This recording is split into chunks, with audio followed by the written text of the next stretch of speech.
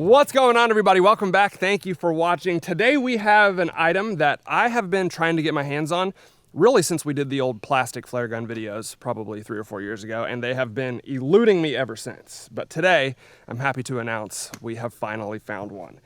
This is the HK P2A1 26.5 millimeter flare gun. Now, this is definitely a big step up from the Walmart flare guns that we've tested in the past. 26.5 millimeter is kind of the worldwide standard for flare gun caliber. So a lot of different companies have made these over the years. Again, this one is the HK P2A1, and from everything I've read, it is a good one. So we have actually tested flare gun lethality before on this channel using the little orange plastic 12 gauge flare guns. And believe it or not, at point blank range, they are definitely a lethal weapon. I was absolutely shocked by that result. But at any distance at all, flares are just too lightweight and they usually don't do much damage. They typically just bounce off the target and come right back at the shooter.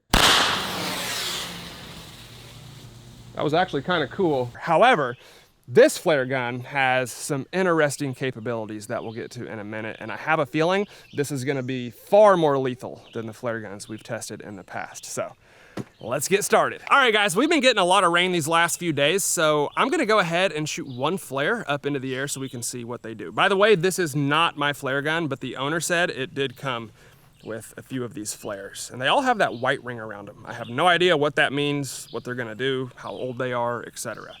Hopefully they're not duds. The way this thing works is very simple. There's basically 3 functions on the entire pistol. You have your hammer, your trigger, and the lever on the side that opens the barrel, so you can see what that thing looks like. We'll go ahead and put our 26.5 millimeter flare in there, close the barrel, and I think I'm going to take the camera off the tripod and hold you guys behind it so you can see what the flare actually looks like. Go ahead and cock the hammer. By the way, I do have a fire extinguisher right next to me just in case. And let's see what this thing does. Here we go. Whoa! There it is. That's cool. It's like a parachute flare. Look at that.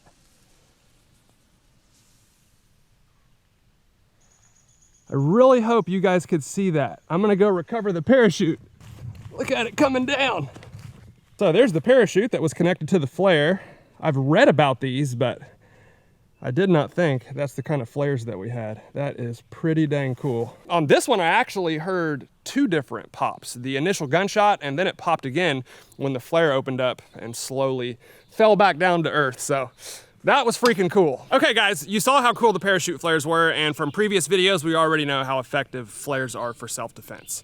Not great, and they'll probably burn your house down. But what makes this flare gun interesting, and the reason I really wanted to test this thing, is this little piece right here. So this is a barrel insert that goes into the flare gun just like that, and it's made to accept a 45 Colt or a 410 shotgun shell. They've also got one for a 12 gauge, but I believe that's just for 12 gauge flares. This one, on the other hand, feels extremely heavy, very durable, and it even has a rifled barrel there at the end. So obviously, we're gonna try this thing. Now, just to play it safe and work our way up through different pressure rounds, I'm gonna go ahead and start with a 45 Colt snake shot round. This is probably the weakest ammo we could possibly try.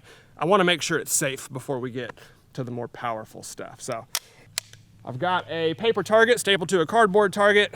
There's no sights, obviously, so we're just gonna point shoot this thing. Let's see if it works.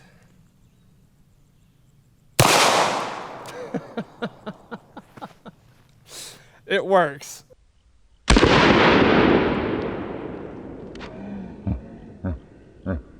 I might have flinched a little bit because I was kind of nervous on that first round. Yeah, I expected the shells to be kind of hard to get out of there, but it covered the whole right half of that cardboard target. Ugh. Oh, just ejected the entire barrel insert. Ugh. Well, it felt like I was aiming towards the middle of the target. I'm not exactly sure where it was pointed when the trigger broke, but you can see that snake shot just covered the entire right side of the target, and then it looks like that might be the wad. So let's try a different round. All right, next up we have an actual 45 Colt. I believe this is basically like a cowboy load, maybe a little bit more powerful. See if we can hit the target with a single projectile.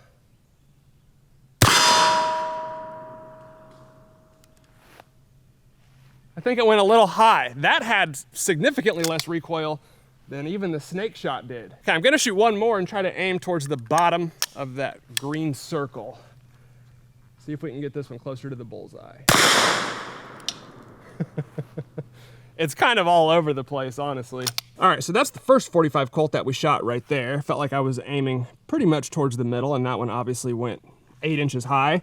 And then that is the second one that we shot, and I was aiming towards the bottom of the ring. So it's definitely going high, at least from where I'm aiming the barrel, but it also looks like the east and west is not exactly consistent. This is a close range, get off me weapon for sure. Let's see if I can figure out the point of aim. Okay, now this is a 45 Colt hollow point. I believe it should be a little more powerful than the others that we shot. Let's see. Oh yeah. I saw the bullet bounce off the target and land on the ground right there. Gosh darn it. Ugh.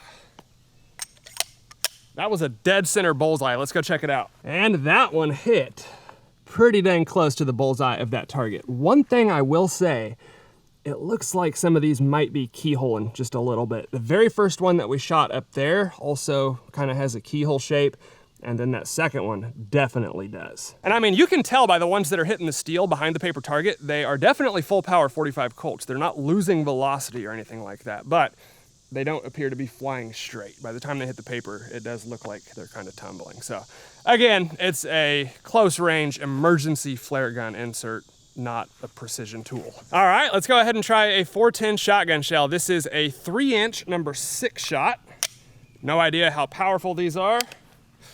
I guess we'll find out. I'm expecting the rifled barrel to kind of spray the shot all over the target. That's usually what happens with the Taurus Judges and the Smith & Wesson Governors, but let's see what it does. I'm gonna aim towards the bottom. Holy sh**.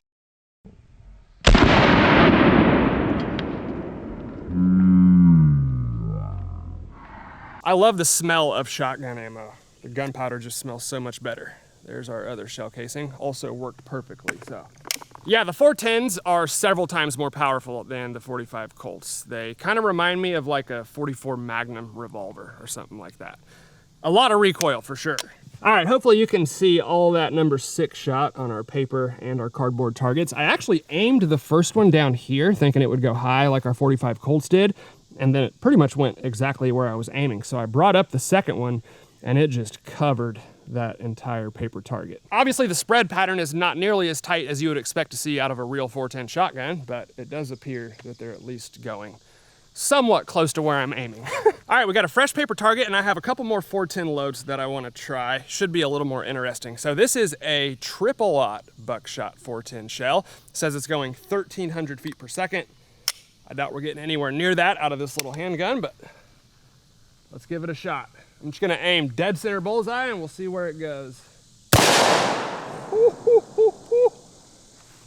That is hot.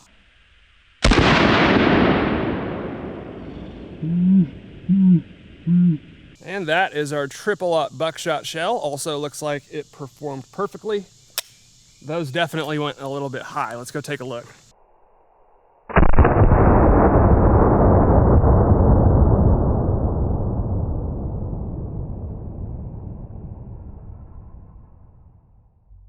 And that is the impact from our triple-aught buckshot. It says those are 3 pellet shells, so I assume one of those holes is from a wad. But again, it's a little high and a little bit left, but it's minute of man for sure. And that would be a devastating round coming out of a little flare gun. And last but not least, we have the Winchester PDX-1 Defender. I think these might be like 1 slug and a couple buckshot pellets. I'm really not sure, honestly, but let's find out.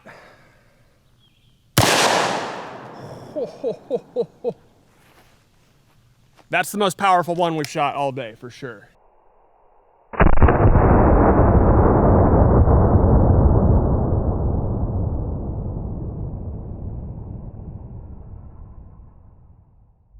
That one definitely hit a little bit lower, but one of the pellets went in the same hole as the buckshot. So I'm gonna redo that one and see if we can put it a little bit more to the right.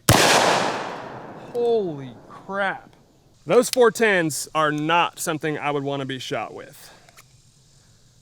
And there is our PDX1 Defender shell.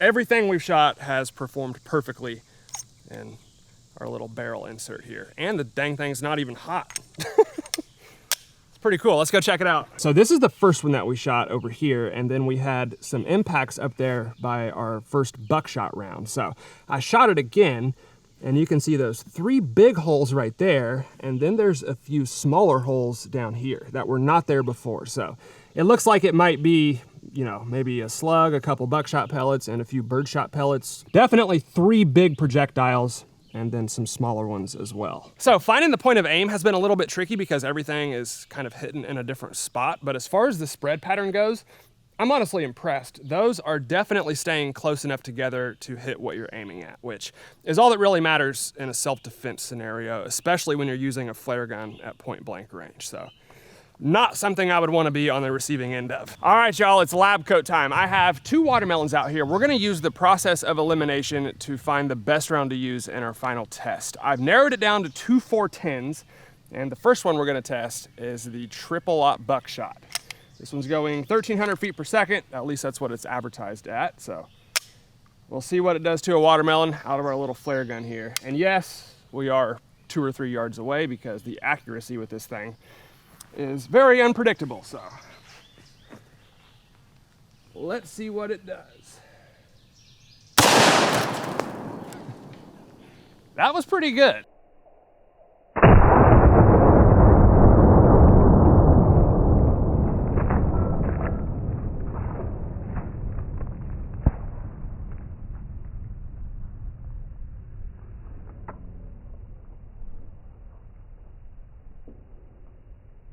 Well, that was a lot more dramatic than I expected, to be honest with you. I don't know if the other one's gonna top that. And the other round that made the final 2 is the Winchester PDX1 Defender. I actually looked up the velocity on this one. It's only advertised at 750 feet per second, which is pretty slow, but I think it is a 410 handgun round. So it certainly feels powerful. Let's see what it does to the watermelon. Just gonna aim right in the middle of it. Oh,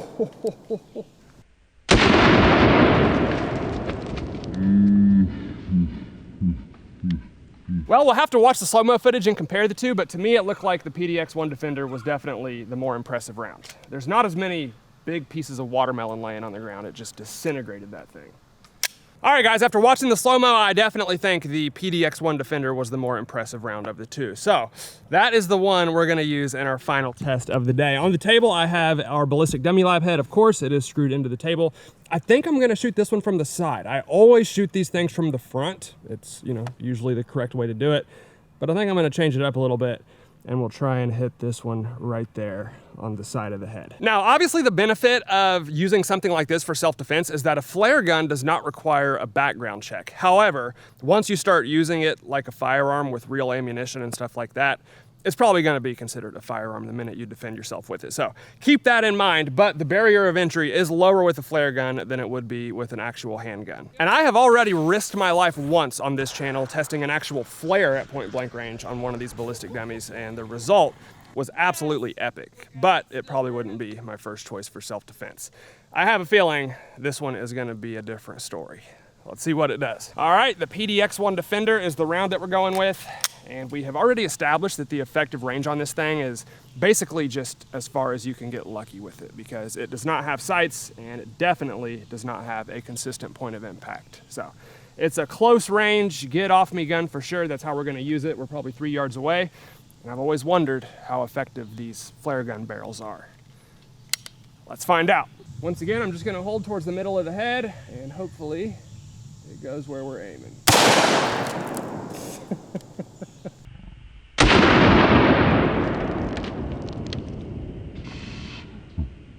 Well, that's usually a good indicator that a caliber's pretty effective when I get covered in fluid while I'm shooting it, so let's go check it out.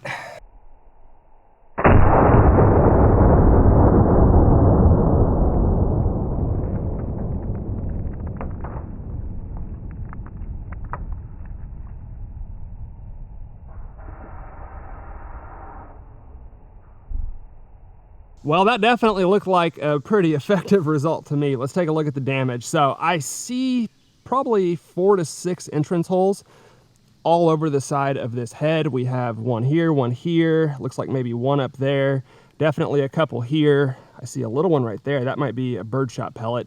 And then I don't know if you guys can see it, but down there behind the cheekbone, there's definitely a projectile. Could be a buckshot pellet or a big birdshot pellet, I'm not really sure.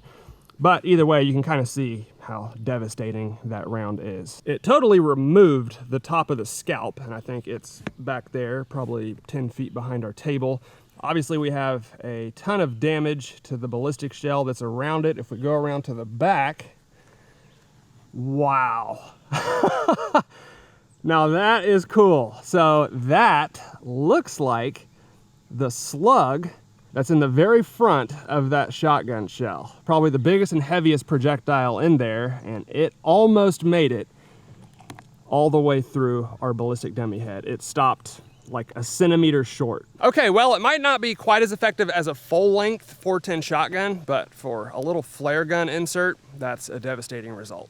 Impossible to survive, in my opinion. Let's go ahead and finish him off with a triple-aught buckshot. He's technically still standing, so.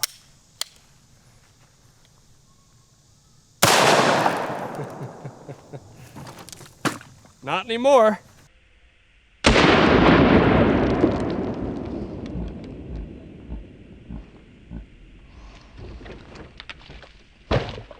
Well, I don't know if there's a whole lot to look at because he's pretty much done for, but if that first one didn't finish him off, the second one definitely did. He's basically split in half.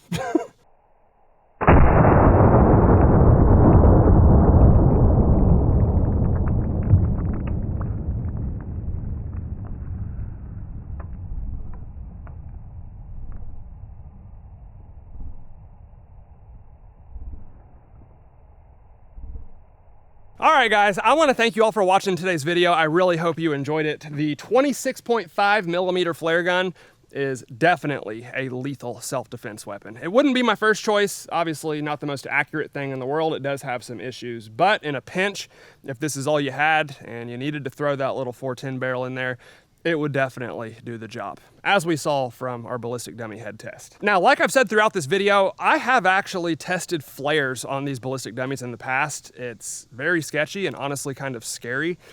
So I did not want to do it with the 26.5 millimeter flare gun because this thing is just on a whole different level than the little orange 12 gauge flares that we've used in previous videos.